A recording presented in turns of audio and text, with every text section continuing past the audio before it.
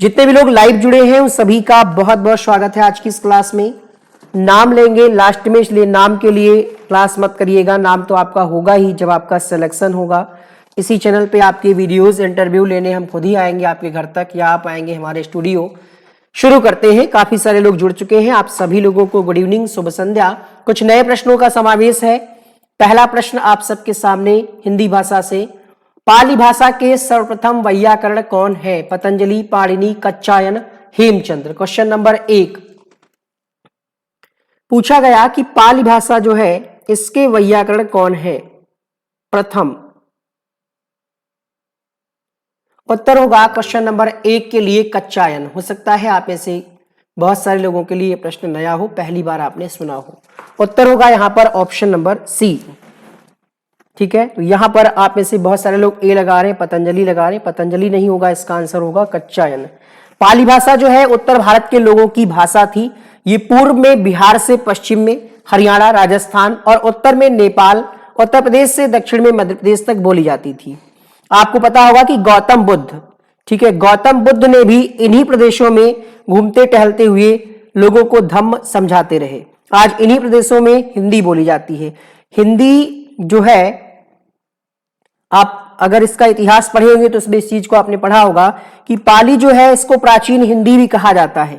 ठीक है, पाली को हम प्राचीन हिंदी भी कहा जाता है। और एक एक्स्ट्रा फैक्ट है इसके बारे में, ब्राह्मी परिवार की लिपियों में कौन सी भाषा का प्रयोग किया जाता है? तो ब्राह्मी परिवार के अंतर्गत पाली भाषा का ही प्रयोग किया जाता है, अर्थात पाली ब्राह्मी परिवार की लिपियों में लिखी जाती थी। आगे बढ़ेंगे अगले प्रश्न के लिए। प्रश्न संख्या 2। एक प्रश्न और पूछा जाता है कि भगवान बुद्ध ने किस भाषा में अपने उपदेश दिए? तो पाली भाषा में ही अपने उपदेश दिए। प्रश्न संख्या 2। अपभ्रंश में कितने स्वर मौजूद थे? 6, 7, 8 या फिर इनमें से कोई नहीं। अपभ्रंश में कितने स्वर मौजूद थे? उत्तर होगा क्वेश्चन नंबर 2 के लिए यहां पर आपका उत्तर हो जाएगा 8। कौन कौन से वो 8 स्वर थे आपको जानना जरूरी है, क्योंकि अगली स्लाइड में आपसे प्रश्न बन सकता है कि कौन कौन से नहीं थे। हम आपको बोल करके बताया दे रहे हैं। छोटा आ, बड़ा आ, छोटी ई, बड़ी ई, ऊ, बड़ा ऊ, ए और ओ। 8 थी इनकी संख्या। तीसरा प्रश्न, व्यंजन गुच्छ वाला शब्द कौन सा है? शर्म, क्यारी, बालक, गुलाम। बहुत सारे बच्चों के हो सकता है 3 में तीनों गलत हो गए हो स्टार्टिंग के क्वेश्चन।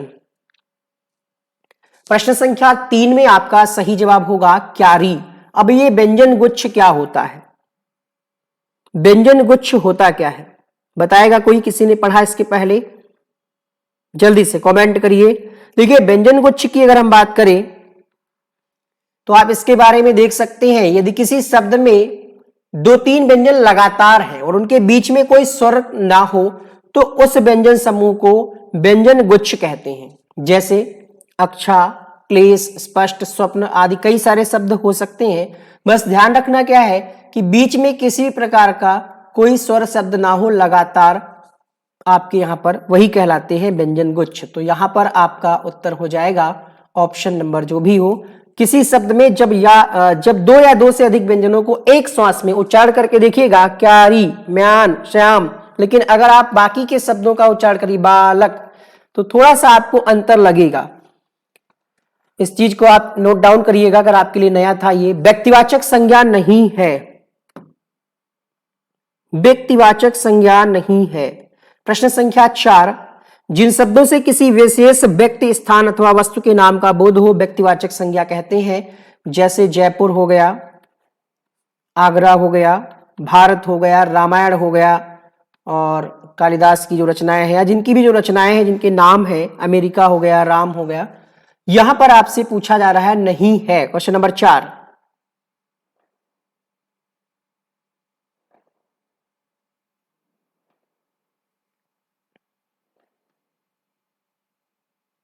चौथे प्रश्न में आपका उत्तर हो जाएगा डोंगर। डोंगर जो है ये व्यक्तिवाचक संज्ञा के अंतर्गत नहीं आएगी। डोंगर क्या है आप जानते हैं?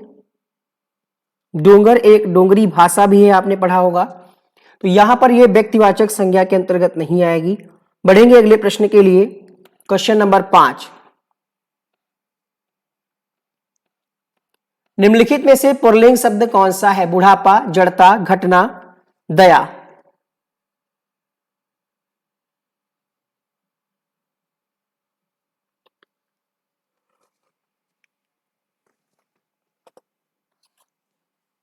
डोंगर का मतलब होता है छोटा पहाड़ या टीला, उसको भी डोंगर कहते हैं। पांचवें प्रश्न की अगर हम बात करें तो उत्तर हो जाएगा बुढ़ापा। ये आता है, बुढ़ापा आता है, घटना घटित होती है, दया की जाती है, ठीक है, जड़ता भी होती है, लेकिन बुढ़ापा आता है, जाता है। पहला ऑप्शन। वह दूसरों को नहीं बल्कि अपने आप को सुधार रहा है। वाक्य में ऊर्ध्वरेखित शब्दों में सर्वनाम का प्रकार लिखिए। ये हमने ऊर्ध्वरेखित कर दिया। तो यहां पर बात कही जा रही अपने आप को, उत्तर हो जाएगा निजवाचक सर्वनाम। अगला प्रश्न, निम्नलिखित वाक्य में विशेषण उपवाक्य पहचानिए। वही बच्चा सफल होता है जो मेहनती होता है।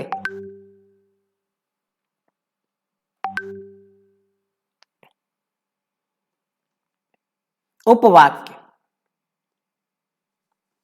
मुख्य वाक्य हो गया आपका, और यहां पर जो मेहनती होता है सेकंड पार्ट में जो दिया है ये हो गया आपका उपवाक्य स्पेन। अगला प्रश्न, दशरथ के प्राण राम के लिए आकुल थे। वाक्य में मुख्य विशेष्य क्या है?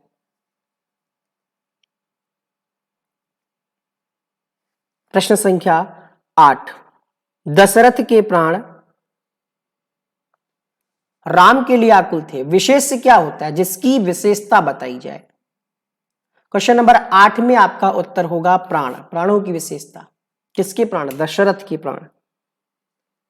तो यहां पर आपका उत्तर हो जाएगा option number C. Question number 9, संयुक्त क्रिया का उदाहरण कौन सा वाक्य है?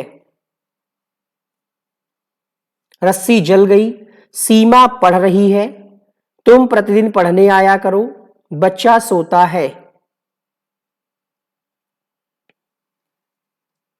उत्तर होगा प्रश्न संख्या 9 के लिए तुम प्रतिदिन पढ़ने आया करो। पढ़ना और आना संयुक्त क्रियाएं हैं दोनों, मतलब दोनों ही क्रियाएं हैं, दोनों एक साथ प्रयोग की गई हैं, तो यह संयुक्त क्रिया हो जाएगा।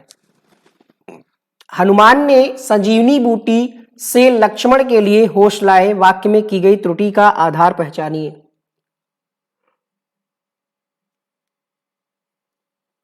क्वेश्चन नंबर 10,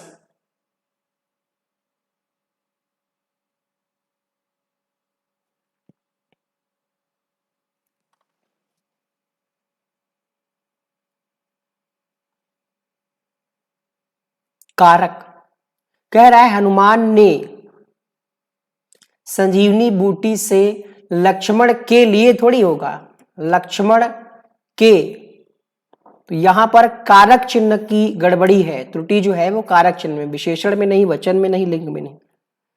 यहां पर जो त्रुटि है वो कारक चिन्ह की है। कर्ता ने कर्म को कारक करण से के द्वारा पढ़ते ना, कारक चिन्ह विभक्तियों का जो लोप होता है।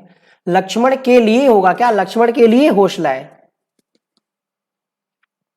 संजीवनी बूटी से लक्ष्मण के होश वापस लाए, ऐसा हो सकता था, या लक्ष्मण के होश आए, ऐसा हो सकता था। मतलब कारक चिन्ह की अशुद्धि है यहां पर।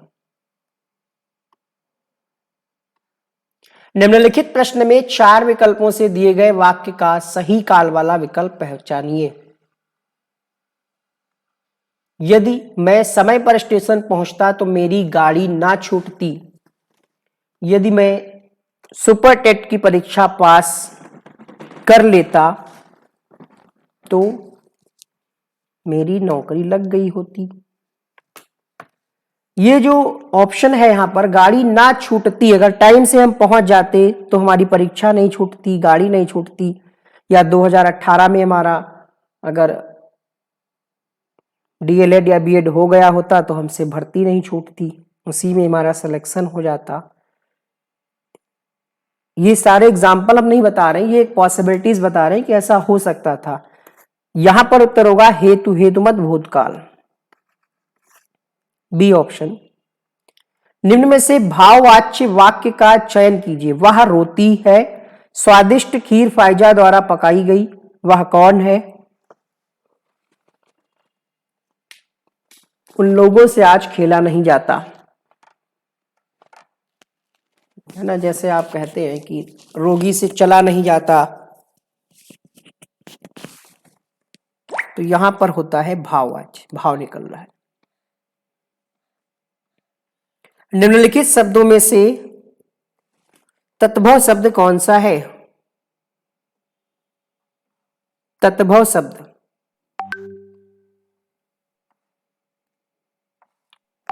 आग। तत्सम क्या होगा? अग्नि। अगला प्रश्न, अहिका पर्यायवाची नहीं है।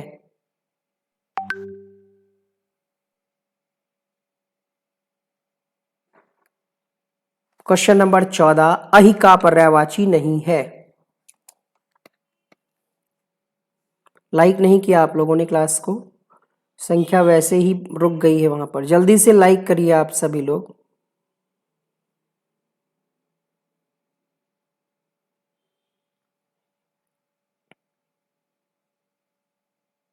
क्वेश्चन नंबर 14 में आपका उत्तर हो जाएगा सिंदूर। अहि के अगर हम पर्यायवाची की बात करें तो अहि को क्या कहते हैं? सबसे पहले आपको यह पता होना चाहिए कि अहि का शाब्दिक अर्थ क्या है, तब आप उसके पर्यायवाची को आसानी से जान सकते हैं। बताइए किसको पता है? समझ गए होंगे आप। इसमें सरिसृप आते हैं, पवनाश और उरग, ये अहि के पर्यायवाची हैं, लेकिन सिंधुर जो है ये अहि का पर्यायवाची नहीं है। ठीक है, इसमें आपके सर्प भी आ जाते हैं, सर्प, सांप, नाग, ब्याल, विषधर, उरग सांप के पर्यायवाची है, सर्प या सांप। तो यहां पर आपका उत्तर हो जाएगा ऑप्शन नंबर डी। अगला प्रश्न देखिएगा,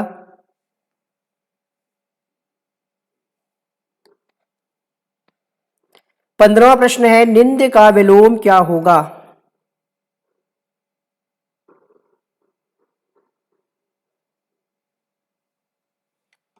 क्वेश्चन नंबर 15 में आपका उत्तर हो जाएगा वंद्य। निंदा की जाती है और वंदना की जाती है। अगला प्रश्न 16वां है, इनमें से कौन सा शब्द कादंबरी का समानार्थी नहीं है?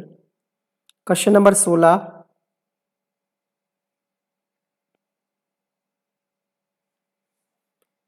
कादंबरी का समानार्थी यहां पर सरस्वती नहीं होगा।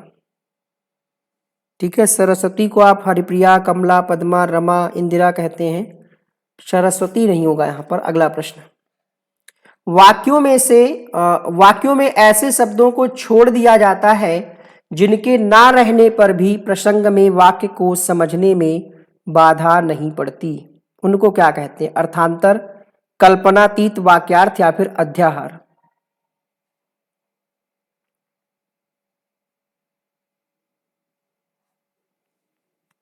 क्वेश्चन नंबर 17 आंसर हो जाएगा यहां पर अध्याहार कहा जाता है। हो सकता है ये भी कॉन्सेप्ट आपके लिए नया हो।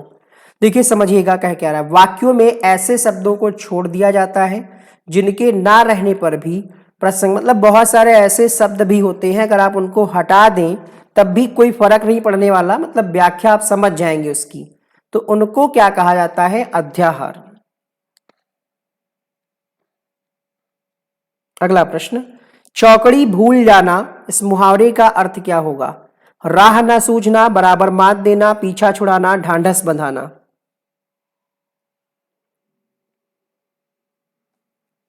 चौकड़ी भूल जाना इसका मतलब होगा राह ना सूझना, रास्ता ना दिखना। Option number A.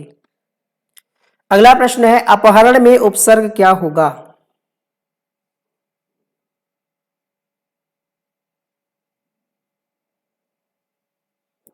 Question number 19 में उत्तर होगा अप। ऑप्शन नंबर डी यहां पर सही जवाब हो जाएगा। सारा क्वेश्चन न्यू है, ये न्यू नहीं है। वधूर्मि का संधि विच्छेद बताइए। वधु प्लस ऊर्मि, वधु प्लस ऊर्मि, छोटा हो बड़ा हो आपको पहचानना है।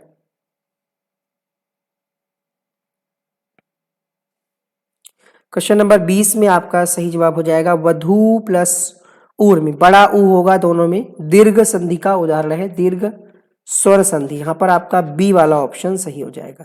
तो 20 में कितना रहा? 15 रहा, 14 रहा? कमेंट करके बताइए जल्दी से। बढ़ेंगे आगे के क्वेश्चंस की तरफ जिसमें ईवीएस, साइंस और एसएसटी का समावेश देखने को मिलेगा। क्वेश्चन नंबर 21, जनजाति लोगों के संबंध में आदिवासी शब्द का प्रयोग किया जाता था? किसके द्वारा? महात्मा गांधी, ठक्कर बापा, ज्योतिबा फूले, बी आर अम्बेडकर?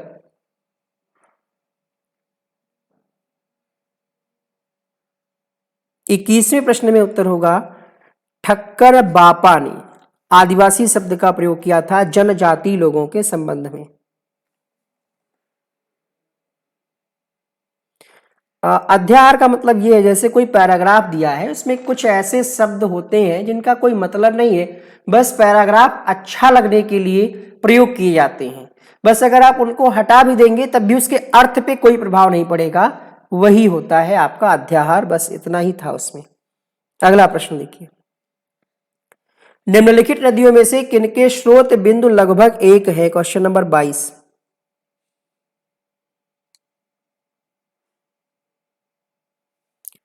तो ब्रह्मपुत्र और सिंधु नदी का उद्गम स्थल जो है लगभग एक ही है, तो यहां पर आपका उत्तर हो जाएगा ऑप्शन नंबर सी। अगला प्रश्न देखिएगा,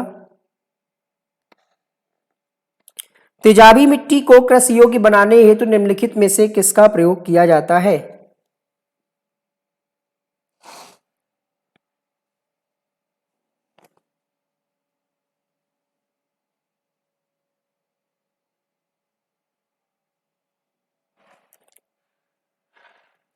क्वेश्चन नंबर 23 उत्तर हो जाएगा आपका यहां पर लाइम का प्रयोग किया जाता है।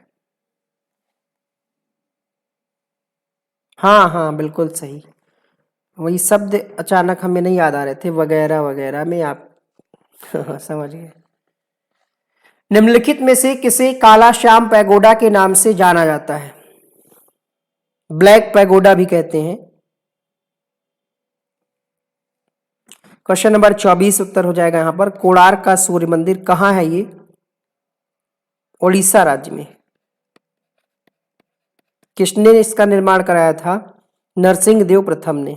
इसको ऐसे भी पूछा जा सकता है कि ब्लैक पैगोडा कहां है, तो उड़ीसा में है कोणार्क। नरसिंह देव प्रथम ने इसका निर्माण कराया था।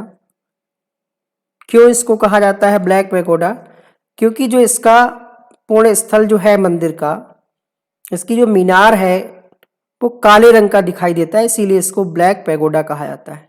बौद्ध मंदिर है ये। निम्नलिखित में से कौन सा कनिष्क के दरबार से संबंधित या संबद्ध नहीं था? Question number 25। पतंजलि का कोई संबंध नहीं था इनके दरबार से, यहां पर उत्तर हो जाएगा आपका ऑप्शन नंबर डी। अगला प्रश्न,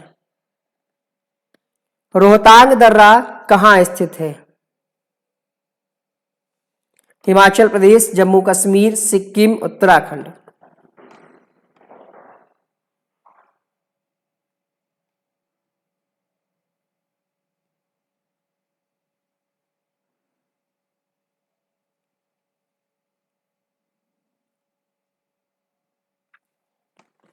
ट्वेंटी सिक्स उत्तर होगा आपका यहां पर हिमाचल प्रदेश में है रोहतांग दर्रा। संविधान के किस अनुच्छेद के अंतर्गत सिखों द्वारा कृपाण धारण करना धार्मिक स्वतंत्रता का अंग माना गया है?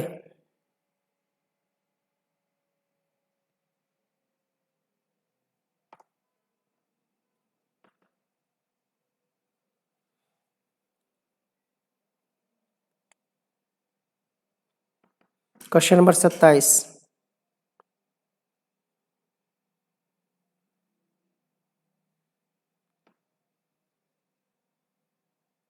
अनुच्छेद 25।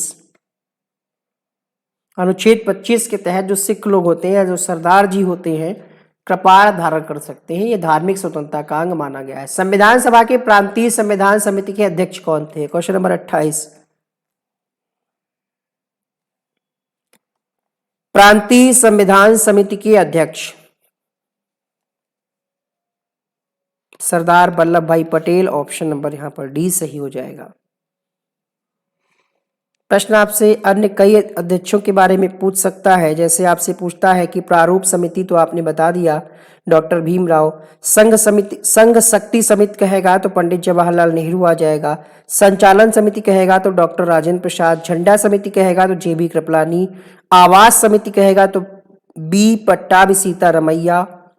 इसके अलावा कौन सी बच रही? प्रारूप तो हमने बता ही दिया।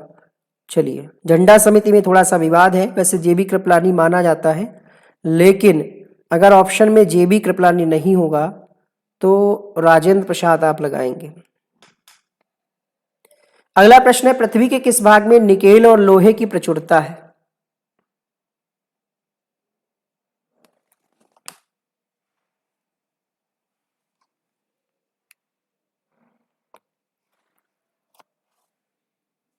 क्वेश्चन नंबर 29 उत्तर हो जाएगा यहां पर निफे। पृथ्वी का जो निफे वाला भाग है उसमें निकेल और लोहा सबसे ज्यादा मात्रा में पाया जाता है। अगला प्रश्न देखिएगा, निफे होता क्या है? तो पृथ्वी की निचली आंतरिक परत। निफे क्या है आप बताइए जल्दी से, पढ़ा होगा आपने पृथ्वी की संरचना को, तो इसी में सबसे ज्यादा निकेल और लोहा पाया जाता है।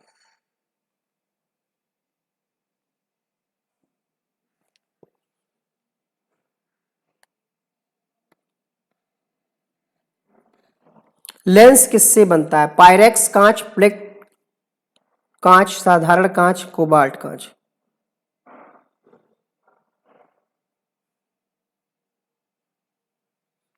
क्वेश्चन नंबर 30,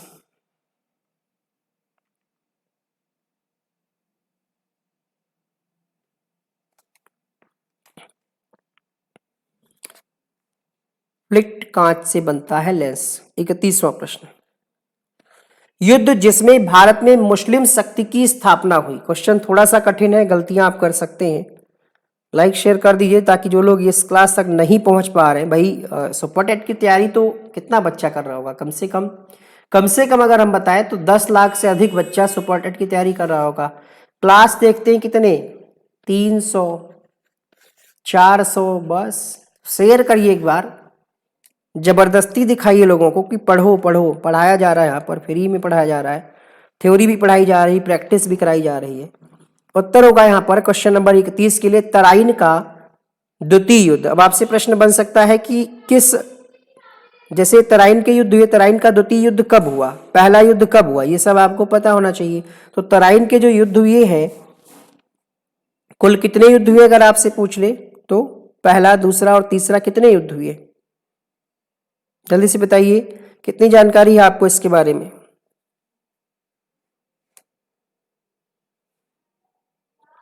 युद्ध 2 1192 में पृथ्वीराज चौहान, शहाबुद्दीन मोहम्मद गौरी के मध्य ये युद्ध लड़ा गया था। ठीक है, इसी में मुस्लिम शक्ति की स्थापना हुई। क्यों? क्योंकि इसमें मुस्लिमों की विजय हुई थी और राजपूतों की पराजय हुई थी। तीसरा युद्ध कब हुआ? 1215 में।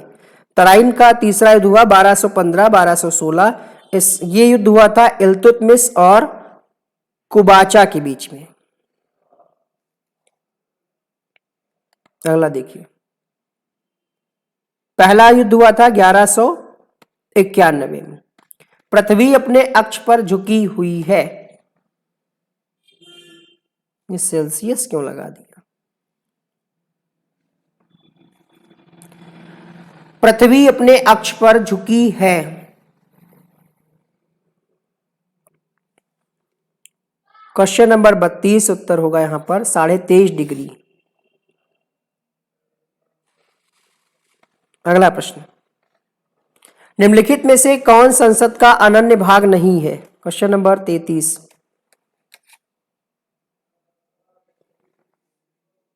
उपराष्ट्रपति, बाकी तीनों होते हैं राष्ट्रपति, लोकसभा और राज्यसभा। मूल्यह्रास किसके बराबर है? अर्थशास्त्र से एक प्रश्न आपकी परीक्षा में आ सकता है, पिछली बार भी आया था। क्वेश्चन नंबर 34, मूल्यह्रास किसके बराबर होता है? मूल्यों में गिरावट कब होती है? 34 में उत्तर होगा सकल राष्ट्रीय उत्पाद माइनस निव्वल राष्ट्रीय उत्पाद को जब आप घटाएंगे तो ये मूल्यह्रास निकल आएगा। अब इसके बारे में जो लोग इकोनॉमिक्स से पढ़े हैं, कॉमर्स से, उनको ज़्यादा अच्छे से पता होगा। इस बारे में हमें कोई विशेष जानकारी नहीं है। सागरी जल की लवणता में किसका अधिकतम योगदान रहता है? सबको आपने बुलाया है। आपको किसने बुलाया था यहाँ? कमेंट करके बताइएगा। आप लोगों को किसी ने शेयर किया था तब आप लोग आए थे इस चैनल पे, या अचानक से यूट्यूब खोले और दिख गया? बताइएगा। क्वेश्चन नंबर 35 उत्तर होगा यहाँ पर NaCl, सोडियम क्लोराइड। अगला प्रश्न सुमेलित नहीं आपसे पूछ रहा है।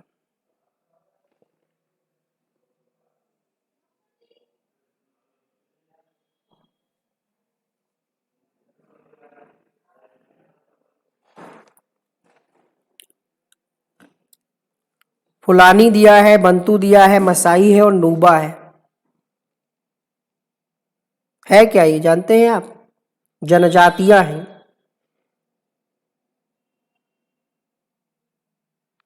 क्वेश्चन नंबर 36, ये जनजातियां हैं, आपसे पूछा रहा है कौन सा गलत है।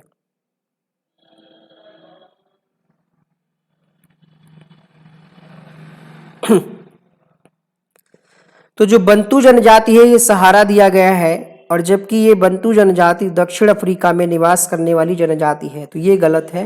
बाकी सारी सही है। यहाँ पर ऑप्शन यहाँ पर बी वाला सही हो जाएगा। अगला प्रश्न देखिएगा। ट्यूब के भीतर ट्यूब प्रकार शारीरिक प्लांट पाया जाता है। समुद्री एनीमोन में, जोंक यानी लीच में, अमीबा में, या फिर साइकॉन में? जीव विज्ञान से प्रश्न। ट्यूब के भीतर ट्यूब प्रकार का शारीरिक प्लांट पाया जाता है।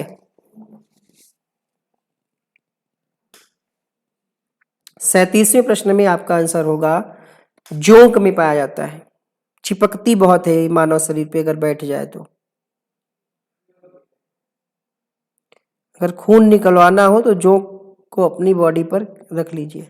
जोंक में पाया जाता है ये प्रकार शारीरिक प्लांट, ट्यूब के भीतर ट्यूब पाए जाते हैं। अगला प्रश्न, बिखरे मोती के रचयिता कौन? बिखरे मोती किसकी रचना है?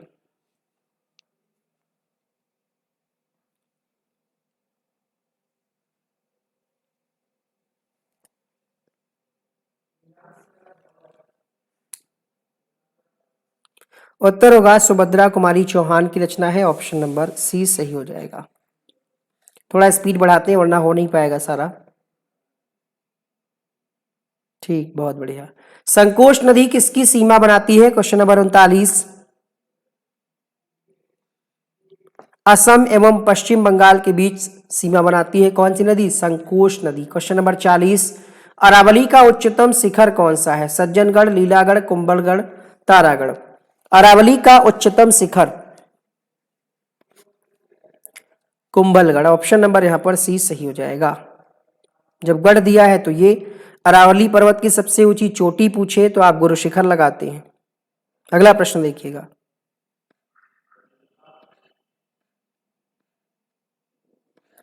जाबो ग्रामीण खेती का तरीका है, कहां विद्यमान है ये?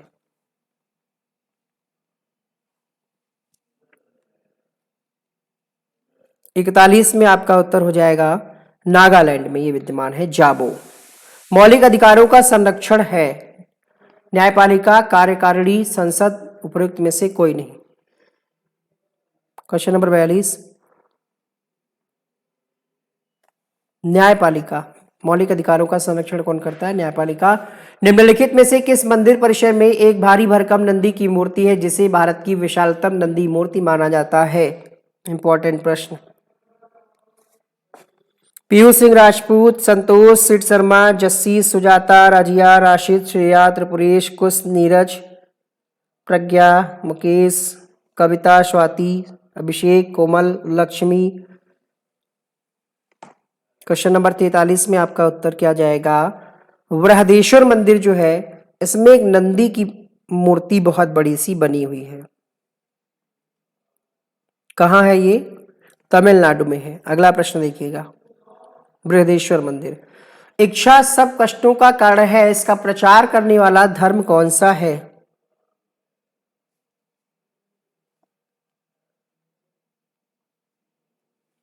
फोर्टी फोर उत्तर होगा यहाँ पर बौद्ध धर्म, ऑप्शन नंबर ए। इच्छा सब कष्टों का कारण। सही बात है, आपकी इच्छा बहुत होती है ना, बहुत सारे काम को करने की, लेकिन आप नहीं कर पाते तो आप क्या है, दुखी हो जाते हैं, कष्ट फील करते हैं। डैश को उसकी शेष जिंदगी के लिए औरंगजेब ने कैद कर लिया? अकबर को, शाहजहां को, जहांगीर को, बाबर को?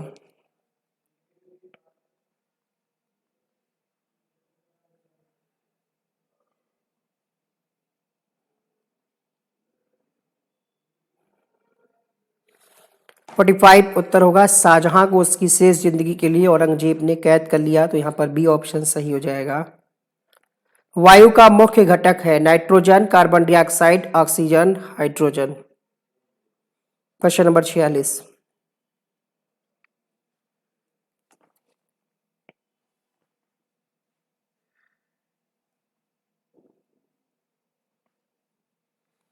क्वेश्चन नंबर 46 में उत्तर होगा nitrogen.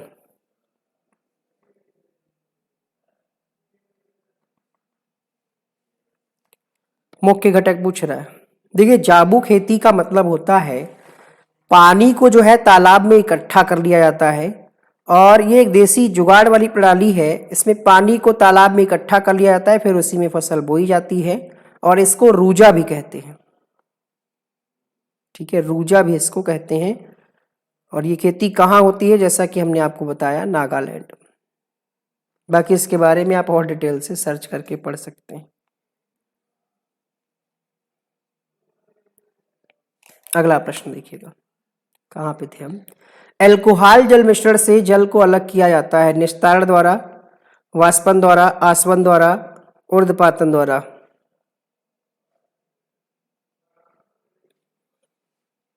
Question number 47।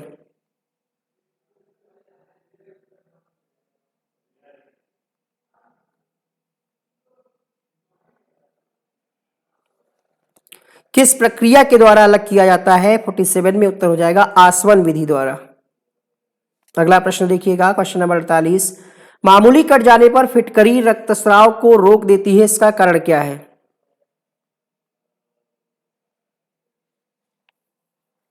विलायकीयन, emulsion, अपोहन, Skandan? 48। देखिए, शेविंग कराने जो बॉयज जाते हैं या जिन्होंने देखा होगा अपने हस्बैंड को करते हुए या कराते हुए, तो शेविंग करते समय एक बढ़िया सा वाइट वाइट कलर का एक होता है, पत्थर टाइप का देखने में लगता है, वो होती है फिटकरी। मतलब जो दुकान होती है, बार्बर वाली जो शॉप होती है, वो लोग बढ़िया क्लीन करके रखते हैं फिटकरी, एकदम शेप में अच्छे से। तो क्यों इसका प्रयोग किया जाता है? क्योंकि जब शेविंग की जाती है तो क्या होता है, हल्का सा ब्लड वगैरह निकल सकता है, तो इसके बाद में लगा देते हैं फिटकरी। ठीक है, इसका कारण क्या है वही पूछा जा रहा है। इसका कारण है स्कंदन की प्रक्रिया का होना। तो यहां पर आपका ऑप्शन डी सही हो जाएगा। प्लास्टर ऑफ पेरिस किसके आंशिक निर्जलीकरण से बनाया जाता है? एप्सम लवण, जिप्सम लवण, नीला थोथा या फिर हरित कवर? क्वेश्चन नंबर 49 में आपका उत्तर हो जाएगा जिप्सम लवण, option number B. Question number 50। Mobile phone का आविष्कार किसने किया?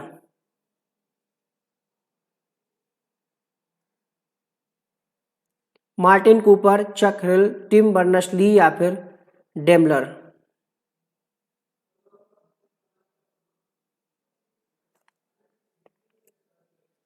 50 उत्तर होगा यहाँ पर मार्टिन कूपर। अगला प्रश्न, रडार के आविष्कारक कौन थे? साइंस से क्वेश्चन चल रहे हैं अब इसमें। रडार के आविष्कारक।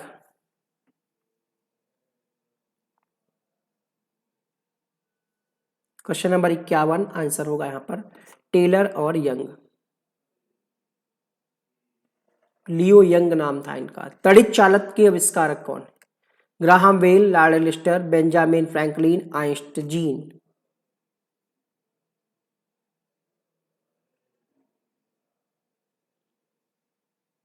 उत्तर होगा क्वेश्चन नंबर 52 के लिए बेंजामिन फ्रैंकलिन। 52 के लिए आपका ऑप्शन नंबर सी सही हो जाएगा। अगला प्रश्न, एक्सरे का आविष्कार किसने किया? एक्सरे का आविष्कार रॉन्टजन के द्वारा किया गया। टेलीविजन का आविष्कार किसने किया? Lawrence J L Baird, Louis Braille. ये 4-5 क्वेश्चन डालने का मकसद यही है कि आप थोड़ा सा इसको पढ़ लें। ये जो टॉपिक है मेन चीजें आविष्कार वाली है, खोज और आविष्कार वाली, ये पढ़ करके जाएं जब भी पेपर हो। एक प्रश्न यहाँ से देखने को मिल सकता है। जे एल बेयर्ड के द्वारा टेलीविजन का आविष्कार किया गया।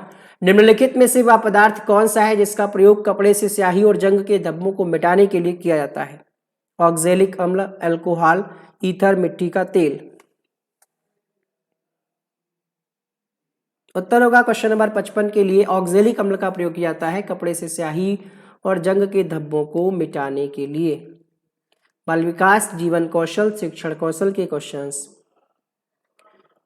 पहला, बालकों की सामाजिक दक्षता के विकास के लिए निम्नलिखित में से कौन सी परवरिश शैली अधिकतम प्रभावी है?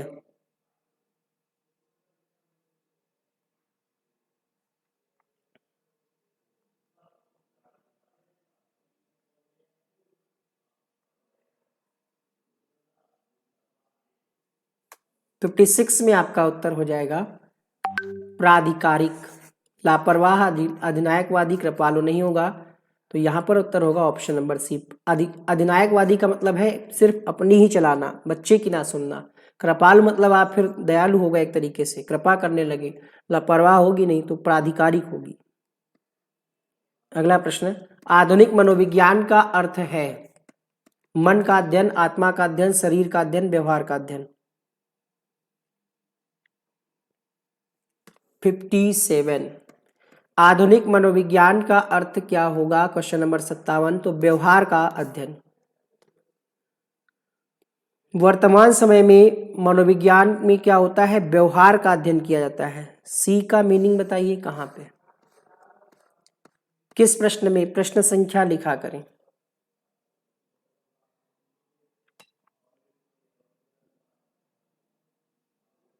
इसमें प्राधिकारी का मतलब होता है अथॉरिटी, प्राधिकार, दूसरों को भी अधिकार मिले, यानी बच्चों को भी अधिकार मिले अपनी बात को कहने का। समझ में आया? अगला प्रश्न देखिएगा, कहाँ पे थे हम?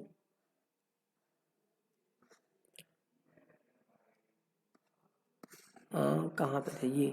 क्वेश्चन नंबर 58, निम्नलिखित में से कौन सी बाद की बाल्यावस्था के बौद्धिक विकास की अवस्था नहीं है, विशेषता नहीं है? बाल्यावस्था में बच्चे फ्यूचर के बारे में नहीं सोचते कि क्या करना है क्या नहीं करना, तो ये विशेषता नहीं, बाकी सभी है। काल्पनिक कल्पनाओं में खोए रहते हैं, तार्किक शक्ति बढ़ जाती है, काल्पनिक भय मतलब डर का अंत हो जाता है धीरे धीरे, लेकिन भविष्य का नहीं सोचते। मनोविश्लेषणवादी सिद्धांत के जन्मदाता कौन है?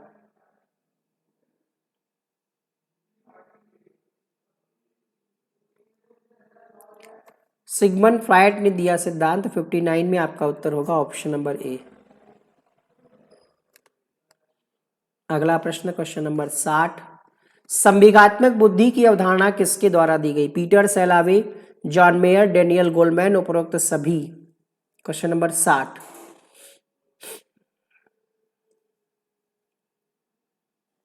उपर्युक्त सभी यहाँ पर आंसर होगा आपका ऑप्शन नंबर डी। अभी तक आपने इनका नाम सुना होगा, लेकिन इनके पहले इन दोनों लोगों ने भी संवेगात्मक बुद्धि पर काम किया है, तो यहाँ पर डी उत्तर हो जाएगा। अगला प्रश्न है, बहुबुद्धि सिद्धांत के जनक के रूप में किसे जाना जाता है?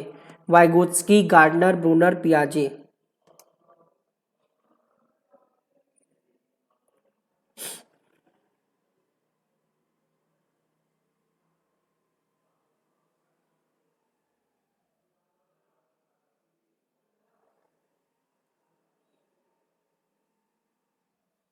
क्वेश्चन नंबर 61 में आप सबको पता है हार्वर्ड गार्डनर। शेष से भिन्न है। अधिगम के लिए अधिगम का सिद्धांत, समान अवयवों का सिद्धांत, ड्राइव रिडक्शन सिद्धांत, सामान्यीकरण का सिद्धांत।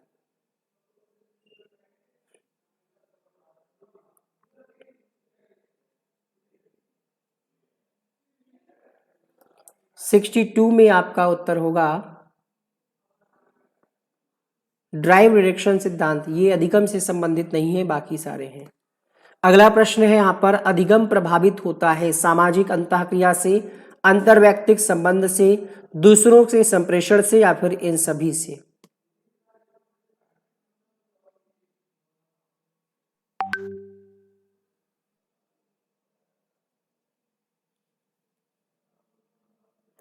सभी से होता है प्रभावित। क्वेश्चन नंबर 64 पूछा जा रहा है यहाँ पर, ध्यान आकर्षित होने में डैश की भूमिका होती है।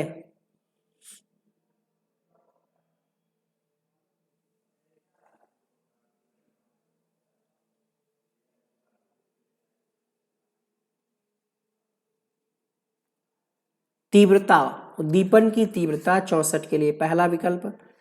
क्वेश्चन नंबर 65, निम्नलिखित में से कौन सी सामान्यतः सीखने की सामूहिक विधि नहीं है।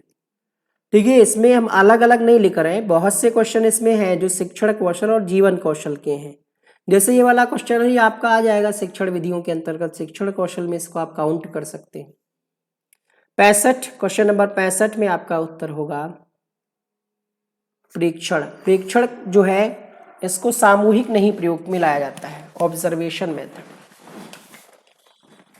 ठीक है, एक या दो लोग हो सकते हैं प्रेक्षण विधि में, बट सामूहिक विधि के अंतर्गत प्रेक्षण को नहीं रखा जाता है। एक प्रभावी शिक्षक, देखिए ये वाला जो क्वेश्चन है ये आपका जीवन कौशल में एक टॉपिक है, शिक्षक की भूमिका, और ये वाला आपका शिक्षण विधि हो गया। तो ओवरऑल आपको 30 नंबर का बाल विकास पढ़ना है, उसके अंदर जो टॉपिक है उन सबको आपको पढ़ना है। जीवन कौशल नाम से ना घबराइए, हम आपको यही समझाना चाह रहे हैं। उत्तर होगा क्वेश्चन नंबर 66 के लिए सामाजिकरण। सामूहिक क्रियाओं में सम्मिलित करते हैं ना, सामाजिकरण का विकास हो रहा है। बिटिया कह रही है तनिक तेज पढ़ाओ। ठीक बिटिया। क्वेश्चन नंबर 67, बुद्धिलब्धि निकालने के लिए आवश्यक है मानसिक आयु, वास्तविक आयु, ए और बी सामाजिक आयु। क्वेश्चन नंबर 67,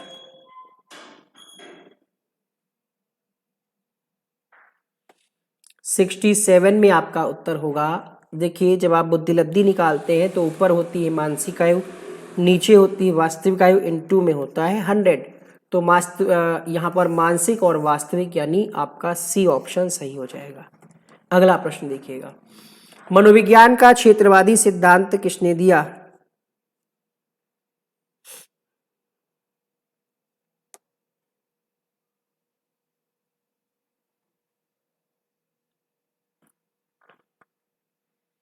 कर्ट लेविन के द्वारा दिया गया, ऑप्शन नंबर ए यहां पर सही हो जाएगा। बालक में क्रियाओं को नियमित करने तथा उसमें रुचि उत्पन्न करने के लिए कौन सा कारक उत्तरदायी है।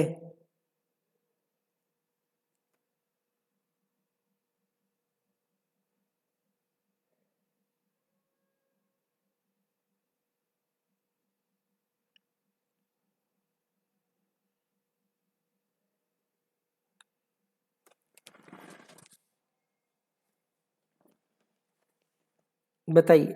सबसे महत्वपूर्ण कारक होता है मोटिवेशन, प्रेरणा। अगला प्रश्न है, निम्नलिखित में से कौन सी प्रविधि बालकों को अनुशासन सिखाने के लिए उचित है। प्रश्न संख्या 70। तो उत्तर होगा प्रजातांत्रिक, ऑप्शन नंबर बी। प्रजा मतलब बच्चे। बच्चे की जिज्ञासा शांत करनी चाहिए। जब शिक्षक फुर्सत में हो, कुछ समय के बाद, जब विद्यार्थी के द्वारा जिज्ञासा की गई हो, जब विद्यार्थी फुर्सत में हो। तत्काल, तुरंत, जब विद्यार्थी द्वारा जिज्ञासा की गई हो। जन्म के समय लगी चोट या भ्रूण क्षति की वजह से आई मानसिक मंदता क्या कहलाती। सब्सक्राइब कर लो अगर पहली बार आए हो तो। क्वेश्चन नंबर 72 में आपका उत्तर हो जाएगा जैविक मंदता कहते हैं अगर जन्म के समय अगर चोट की वजह से कोई समस्या हुई है तो उसको। अगला प्रश्न देखिएगा,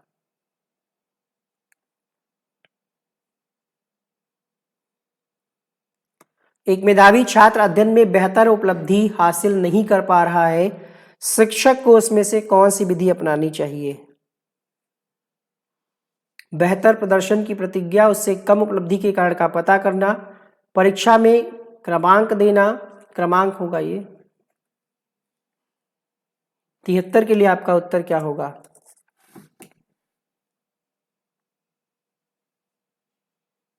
सबसे पहले हम कारण पता करेंगे कि ऐसा क्यों हो रहा है। ऑप्शन नंबर बी यहां पर सही हो जाएगा। आर्थिक स्तर पर प्रभाव निम्न में से किस पर नहीं पड़ता है? आत्मसम्मान पर, सीखने की क्षमता पर, उच्च संस्थान में प्रवेश पर, जीवन यापन पर।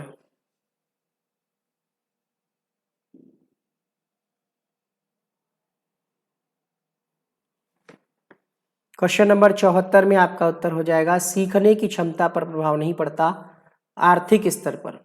ध्यान से पढ़िएगा, प्रश्न आर्थिक स्तर पर पूछ रहा है। भाई अगर पैसा होगा तो आपकी सीखने की क्षमता थोड़ी कम ज़्यादा हो जाएगी। हाँ, ये हो सकता है कि आप अपने बच्चे को बढ़िया स्कूल में एडमिशन करा लें, आप खान पान अच्छा कर लें, आपका सम्मान बढ़ जाए समाज में, लेकिन क्षमता नहीं कोई बढ़ा सकता। कोई ऐसी टेबलेट नहीं कि वो खा ले खरीद करके जो उसकी क्षमता बढ़ जाए। मीडिया का एक उदाहरण जो अधिगमकर्ता को प्रत्यक्ष प्रस्तुतिकरण के द्वारा अधिगम में सहायक होता है। शैक्षिक टेलीविजन, शैक्षिक प्रसारण, ओवरहेड प्रोजेक्टर या फिर टेलीफोन।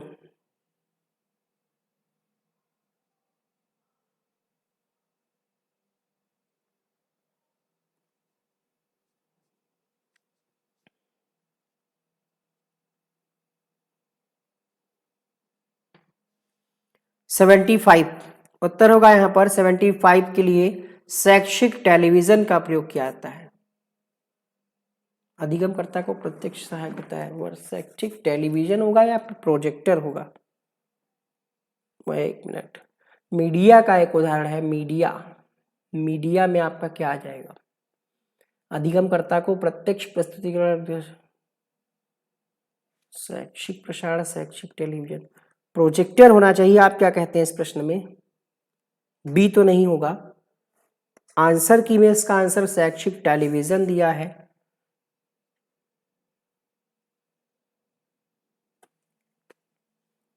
टेलीविजन का मतलब एक तरीके से एलईडी हो गया। वैसे तो दोनों ही सही है, क्वेश्चन कुछ गड़बड़ है ये। ठीक है, ये क्वेश्चन ही कुछ गड़बड़ है। दो ऑप्शन इसके सही बैठ गए। चलिए 5 क्वेश्चन कंप्यूटर से कर लेते हैं। क्वेश्चन नंबर 76, नेफ्ट सेवा किस वर्ष प्रारंभ की गई थी? क्वेश्चन नंबर 76, 2005 में आई थी नेफ्ट सेवा। इसमें शायद 1 लाख रुपए तक आप ट्रांजैक्शन कर सकते हैं तुरंत। अब आपसे पूछा जा सकता है कि नेफ्ट का फुल फॉर्म क्या होता है? नेफ्ट होता है एक आरटीजीएस होता है। नेफ्ट मतलब होता है national electronic funds transfer. Storage की सबसे बड़ी यूनिट, शैक्षिक टेलीविजन बता रहे हैं संतोष जी। ठीक है, क्वेश्चन नंबर 77 में आपका उत्तर हो जाएगा टीबी, टेराबाइट। आजकल ज्यादातर प्रयोग में आने वाला इनपुट डिवाइस कौन सा है? Motherboard, CPU, keyboard, system unit. तो सबसे ज्यादा प्रयोग किसका किया जाता है? कीबोर्ड का। अगला प्रश्न है कंप्यूटर शब्दकोश के अंतर्गत सूचना का अर्थ क्या है? डेटा, डेटा महत्वपूर्ण और समझने योग्य, अल्फा न्यूमेरिक डेटा या फिर प्रोग्राम। क्वेश्चन नंबर 79, तो डेटा और समझने योग्य, डेटा महत्वपूर्ण और समझने योग्य।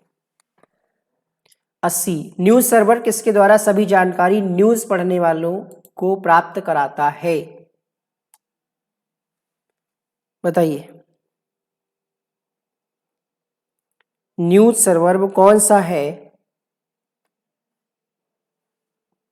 जिसके द्वारा सभी जानकारी न्यूज पढ़ने वालों को प्राप्त होती है? एनएनटीपी। एनएनटीपी का फुल फॉर्म होता है नेटवर्क न्यूज ट्रांसफर प्रोटोकॉल। तो यहाँ पर पहला ऑप्शन सही होगा। उम्मीद करते हैं बहुत सारी जानकारी आपने इस क्लास से नहीं सीखी होगी। तो वीडियो को लाइक शेयर सब्सक्राइब कर दीजिएगा।